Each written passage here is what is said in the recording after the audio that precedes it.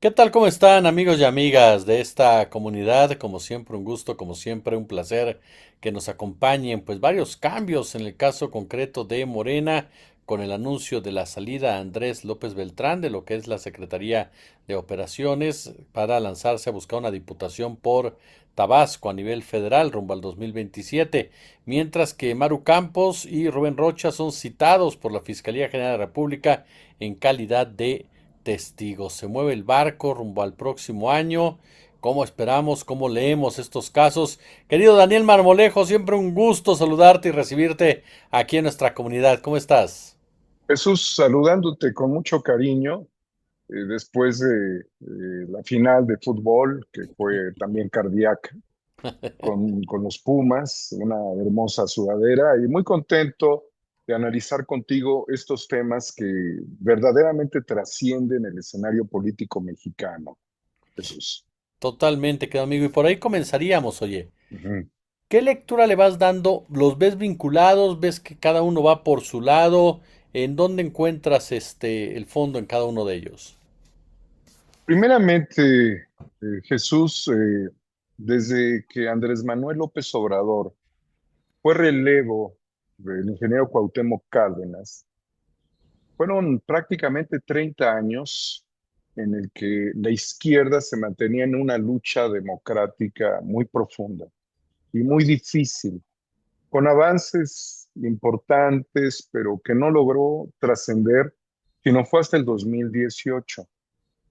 Esto significó un cambio de paradigmas que también trae consigo una serie de consecuencias para el partido mayoritario que es Moreno. Por el otro lado, tú has señalado el tema de Maru Campos, que es la gobernadora de Chihuahua, que viene de una descomposición sistémica, que no sé hasta qué punto cambió sus realidades, cuando pues hubo otro gobierno panista también, pero finalmente la izquierda todavía no ha llegado a ese estado. Y ella al menos ha cometido delitos de orden de la función pública por no tener la autoridad para permitir el ingreso de agentes extranjeros a territorio mexicano en su estado. Es decir, hay una federación y ella no vive en un estado fuera de esa federación. Por lo tanto, tiene responsabilidades que pueden, algunos la señalan como traición a la patria, aunque hay algunos asegúnes. Sí, en realidad lo que está violando son ciertas leyes y reglamentos y sobre eso es como se tiene que resolver su tema y tiene ya un camino hacia la FGR. Tendremos que esperar que la FGR tenga pues a los abogados con la suficiente capacidad para que no se caiga esa carpeta de investigación porque realmente sí hay elementos. Por el otro lado está el gobernador de Sinaloa, Rubén Rocha Moya, quien fue un luchador social y rector de la universidad y que también tiene un citatorio ante la FGR cuando Maru Campos, al recibir el suyo, señalaba que Rubén Rocha no estaba siendo pues invitado por la misma fiscalía para aclarar algunos asuntos de este tipo. Bueno, esto habla de problemáticas a nivel nacional, injerencias, problemas y conflictos en sociedades, en comunidades, en estados del país, donde el crimen organizado ha permeado históricamente a la política. Por el otro lado, tenemos también como sociedad la preocupación por que un proceso de transformación no se detenga, no se vincule al crimen organizado, no se pierda en la farándula y tenga los pilares suficientes y necesarios en los poderes de la Unión para dar transformación y seguridad a nuestro país, teniendo al vecino más incómodo de la humanidad. No es el vecino más incómodo de una frontera cualquiera, es el vecino más preocupante para la humanidad que a México le cobra facturas por la llamada clase política. Porque cuando Estados Unidos, en cualquier momento, no ahora, tiene algún expediente, aprieta a México. Una prueba de ello sería que el mismo César Duarte, exgobernador de Chihuahua, fue entregado a la justicia mexicana justamente cuando Andrés Manuel estaba haciendo un viaje a Estados Unidos, y eso no es casualidad.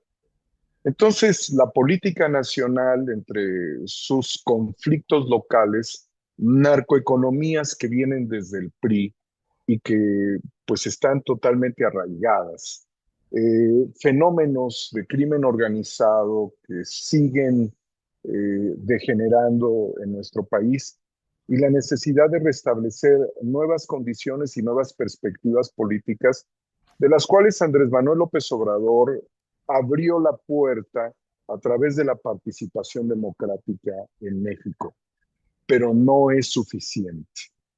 El que el hijo del presidente Andrés Manuel López Obrador decida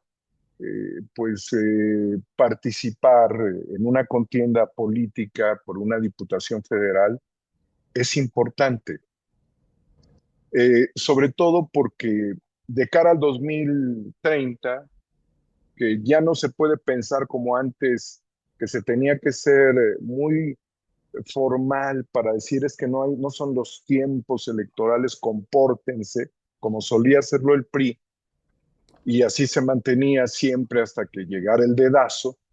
Hoy la sociedad especula quién puede suceder a Claudia Sheinbaum, quién puede gobernar la Ciudad de México después de Clara Brugada. Es necesario y es necesario tener los cuadros suficientes. Si Rubén Rocha Moya viene desde la década de los años 60 como luchador social, se encuentra ahorita en una conflictiva por imputaciones de Estados Unidos, de las cuales México está pidiendo que se entregue información. La verdad es de que estamos hablando de una persona muy histórica, con mucha data, incluyendo sus incursiones primero por un partido, me parece local, en su estado Sinaloa. Y cuando yo lo conocí en 1998 por las alianzas, las coaliciones de izquierda, donde Andrés Manuel era dirigente nacional del Partido de la Revolución Democrática. Entonces, la sangre nueva siempre es muy importante. Y una cuestión también que hay que señalar es el tema del linaje. Y hay que diferenciar linaje de nepotismo. Y hay que llevar el linaje o la herencia hacia una nueva perspectiva para determinar si los factores en los individuos como Andrés Manuel López Beltrán le dan la posibilidad no solamente de ser un diputado federal, sino de trascender. Su padre no fue legislador, la presidenta de México no fue legisladora. Andrés Manuel López Obrador no necesitó ser legislador, pero quizás sí, porque los temas de las reformas constitucionales, los planes que se desarrollaron también dentro del Palacio Nacional, requerían ciertas reflexiones que a mi juicio no tuvieron. Una prueba de ello es de que siento yo que hay muchas deficiencias en el Poder Judicial y yo las conozco. Sin entrar en esos detalles, como el escenario, el abanico es muy amplio, Andrés Manuel López Beltrán, para centrarnos en una figura política en particular, es un joven político que va a cumplir próximamente 40 años. Él nació muy en la cercanía del Mundial de México 86. Ocurrió el Mundial y nació Andrés Manuel. Y viene el Mundial en México, un Mundial tripartita, y Andrés Manuel López Beltrán se hace a la política de manera oficial como candidato. O se hará, supongo que así será. Entonces, este tiempo marca a un individuo que tiene otras características que, por ejemplo, su padre no tuvo o que le costó trabajo o tiempo ir adquiriendo. Ya que Andrés Manuel López Beltrán, cuando yo lo conocí a los 13 años, venía de la mano de su papá acompañándolo. Entonces, ¿qué aprendió él?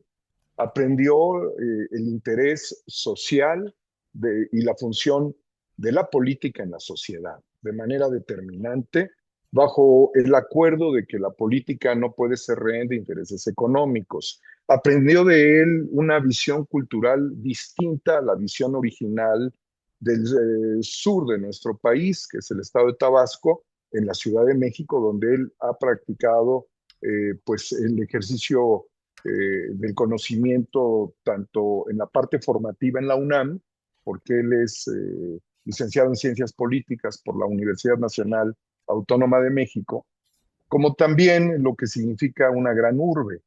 Ha acompañado a su papá en los movimientos populares, en los movimientos indígenas, en los movimientos de resistencia por la democracia, en los procesos electorales, en la lucha cívica y también en los procesos reformistas, con un gran político que es su padre. Eso no lo tiene cualquiera y además lo asimiló desde muy niño. Entonces, él debe tener ya una mente muy amplia, muy madura para ser todavía una gente muy joven, que le puede dar a México un nuevo oxígeno.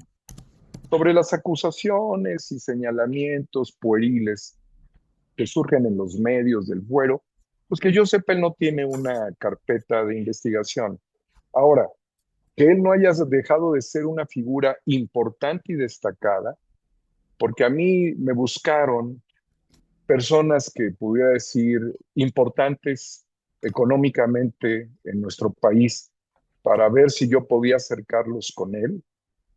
Yo te puedo decir que sí era entonces una persona importante, porque esta gente conoce de cosas importantes y maneja temas trascendentes, pero yo no lo quise tocar, no lo quise buscar, no lo quise incomodar, porque incomodarlo a él era lastimar a la investidura presidencial a través de algo muy sagrado que es la familia.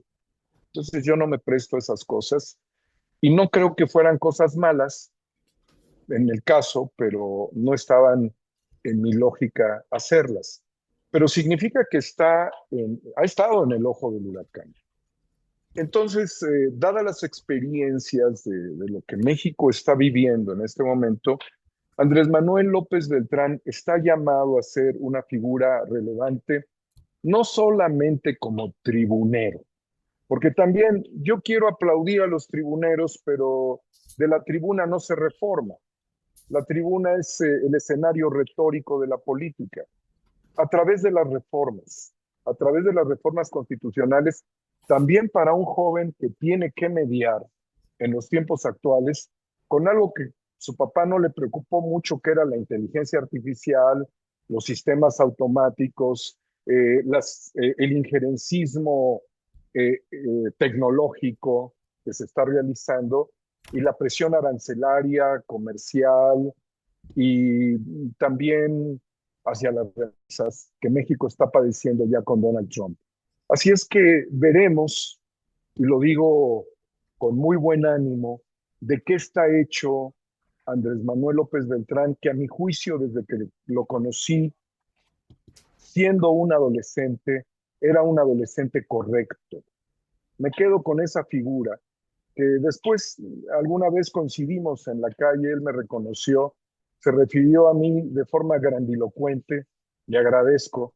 Yo he sido un productor históricamente muy discreto, a diferencia de algunos otros, pero él reconoció en mí algo que le motivó en aquel encuentro que tuve yo con Andrés Manuel López Obrador cuando era candidato a jefe de gobierno de la Ciudad de México en el proceso de campañas.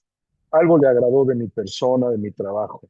Y bueno, me he mantenido con prudencia, espero saludarlo, espero abrazarlo, espero conocer su pensamiento, su madurez, su inteligencia política. Y eso es lo que México necesita, que no sea una dinastía de las herencias de los manliofabios, de las herencias de los que hemos conocido históricamente dentro de la clase política mexicana, como Ávila Camacho, recordarás a su hermano Maximino, que era un depredador hasta sexual, y de muchos otros, ¿qué te puedo decir? Los hermanos Salinas de Gortari, ¿no? Y para no ir tan lejos. Entonces, habrá que verlo en el escenario, habrá que dialogar con él y confrontarlo políticamente. El otro escenario que planteas, que es el escenario de la justicia, es mucho más de corto plazo, porque es el escenario de fricción. Mientras el otro tiene que ver con la regeneración de la política, de la transformación, este tiene que ver con el escenario radical de la fricción, en donde se pueden llegar a desafueros, en donde se pueden hacer imputaciones y donde tendremos que ver de qué está hecho el sistema judicial. De lo que estamos hablando en términos específicos es de que, por un lado, se plantea la figura de un posible candidato a un poder, que es el poder legislativo. Por el otro lado, hablamos de gobernantes, que son parte de los poderes ejecutivos de los estados de la República. Y por el otro lado, lo que planteas también tiene que ver con el poder judicial, que tiene que afrontar una serie de responsabilidades respecto a la presión que hay con Estados Unidos y respecto al interés que tenemos de evitar el injerencismo y de violar pues las leyes como la Ley de Seguridad Nacional. Y entre todos estos poderes, para que México sea un Estado fuerte, a pesar de convivir con un imperio, quiero recuperar cuatro máximas. Máximo control de los actos de la autoridad, que Maru Campos no tuvo y que Rubén Rocha Moya tiene que comprobar. Máximo control de los actos de la autoridad. Máximo de equilibrio entre los poderes. Tiene que ver suficiente peso, fuerza, consistencia y a la vez distancia, como pensar en un triángulo equilátero. Máximo equilibrio entre los poderes. Máximo de representación del interés de la gente. ¿Qué han hecho estos gobernantes para responder a la agenda nacional, a la agenda de sus gobernados y no a agendas de poderes fácticos y de poderes transnacionales? Y el máximo de ciudadanización de la vida pública, que es lo que debemos nosotros de ver y de reconocer a partir de los esfuerzos que las instituciones hagan, donde en este caso está la responsabilidad del Poder Judicial, por un lado, y por el otro, la responsabilidad de los procesos democráticos para la renovación de los poderes, esperando que hacia 2027 haya otra renovación del Poder Judicial, pero que sí sea de profundidad, que sí sea profunda, con profundidad y con certeza. Entonces, lo que necesitamos es oxígeno para nuestro país y el funcionamiento adecuado de las instituciones con personas que sí nos representen, donde cualquier dinastía debe estar bien representada, dignamente representada por personas de dignidad. En eso yo resumiría una parte de la pregunta. No, es que a final de cuentas, como bien lo señalas, ¿no? Son puntos claves para ir entendiendo este entramado que se viene gestando. Oye, Daniel, como una pregunta más. 2027, en parte ya lo tocabas, todo ello. Ya en otra ocasión hablábamos del intervencionismo de Estados Unidos a través precisamente de las elecciones y de todo ello, y parecería que el gobierno de Sheinbaum se prepara para una situación de esa naturaleza con esta ley de que si hay una intentona extranjera se anulan las elecciones como tal en el lugar donde se den, se lleva a cabo una acción así. Mi pregunta respecto a ello es, tú ves, por ejemplo, en este movimiento, ¿no? En el movimiento lo que significa Chihuahua, lo que significa Sinaloa, dos entidades que van a elección el próximo año, un interés de Estados Unidos particularmente en ellas y por qué. Y el caso de Andrés López Beltrán, ya decías, habrá que ver su capacidad política, sus formas. ¿Puede ser un cuadro que pueda operar como coordinador en San Lázaro o lo ves todavía fuera de ese rango?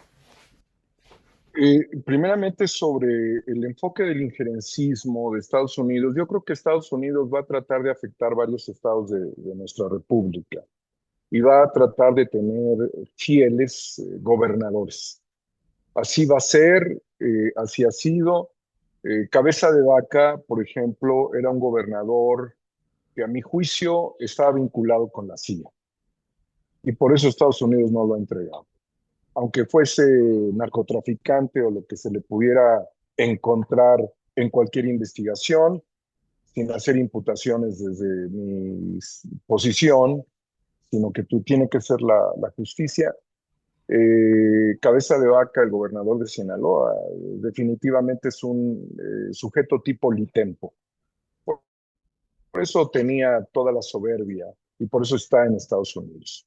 En el caso de los estados donde habrá elecciones y donde posiblemente hay injerencias, Estados Unidos tiene mucho interés en Nuevo León también. Eso no hay que dejarlo a un lado.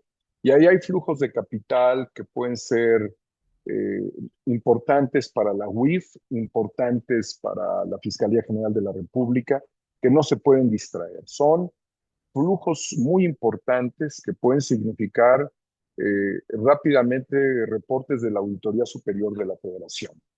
Por el otro lado, lo que mencionamos en el caso de Chihuahua, sin duda. Convengamos que toda esa franja, Chihuahua, Sonora, pues hay una familia cristiana que ha tenido conflictos territoriales, que ellos son como un estado dentro del estado, donde también hay comunidades de culturas germánicas, extranjeras, los menonitas, que también hay intereses de Estados Unidos. En Baja California hay muchos intereses de Estados Unidos, en Baja California Sur también hay gentrificación, pero también el sionismo tiene apuestas importantes hacia Baja California Sur, una ciudad que se está construyendo.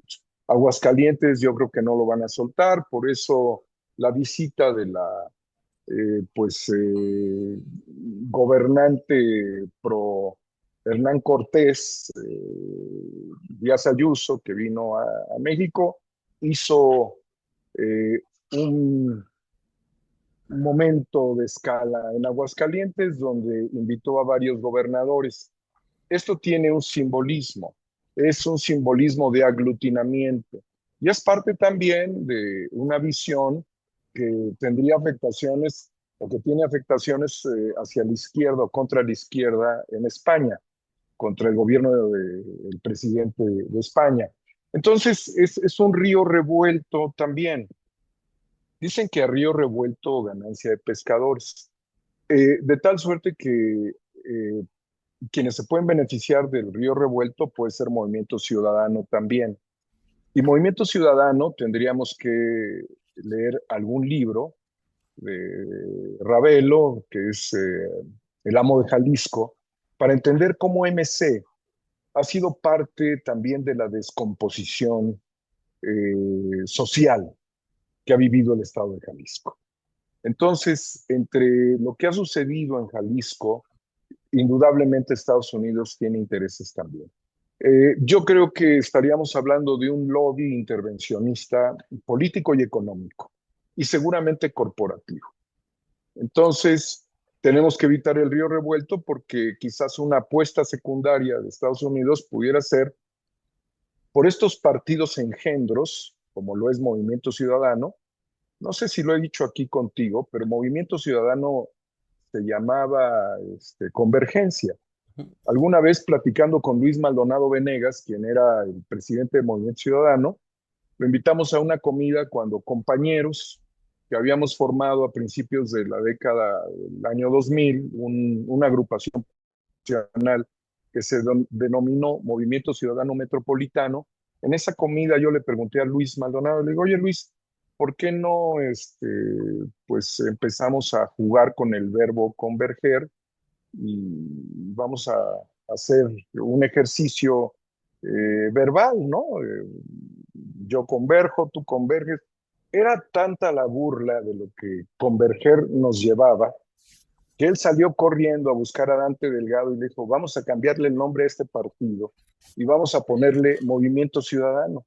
Entonces se plagió el nombre del Movimiento Ciudadano Metropolitano que nosotros hemos construido para formar MC, Movimiento Ciudadano, como partido político. Después se robaron el águila juarista del movimiento de López Obrador, que significó el gobierno legítimo de México, que retoma el águila juarista como su emblema.